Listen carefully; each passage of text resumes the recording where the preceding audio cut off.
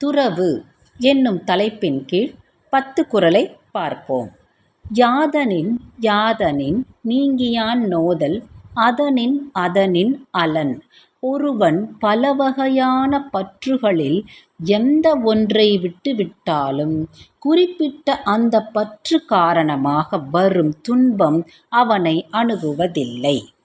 வேண்டினுண்டாகத் துறக்கத் துறந்தபின் ஈண்டியர் பால பல.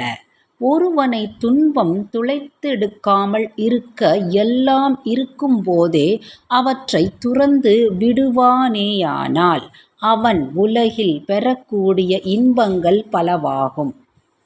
அடல் வேண்டும் ஐந்தன் புலத்தை விடல் வேண்டும் வேண்டியவெல்லாம் ஒருங்கு. ஐம்புலன்களையும் அடக்கி வெல்லும் அப்புலன்கள் விரும்புகின்றவற்றையெல்லாம் விட்டு விடுவதும் துறவுக்கு இலக்கணமாகும். இயல்பாகும் நோன்பிற்கொன்றின்மை உடைமை மயலாகும் மற்றும் பெயர்த்து. ஒரு பற்றும் இலாதிருத்தலே துறவுக்கு ஏற்றதாகும். ஒன்றன் மேல் பற்று வைப்பினும் அது மென்மேலும் பற்றுகளை பெருக்கி மயங்கச் செய்துவிடும். மற்றுத் தொடர்பா டெவன் கொல் பிறர் பருக்கள் உற்றார் குடம்பும் மிகை. பிறத்ததால் ஏற்படும் துன்பத்தை போக்க முயல்கின்ற துறவிகளுக்கு அவர்களின் உடம்பே மிகையான ஒன்றாக இருக்கும்போது அதற்கு மேலும் ஒரு தொடர்பு எதற்காக?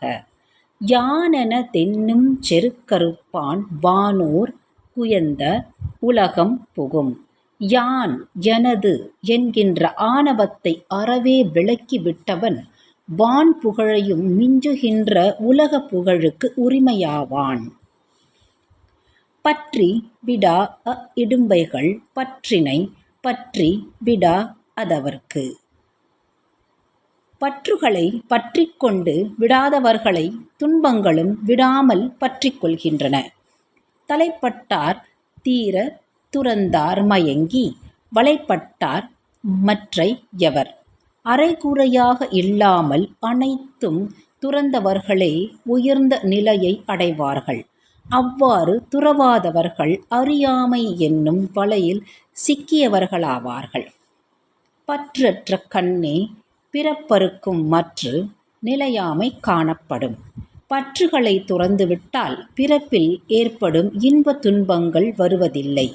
இல்லையேல் அந்த இன்ப துன்பங்கள் மாறி மாறி வரக்கூடிய நிலையாமை தோன்றும்.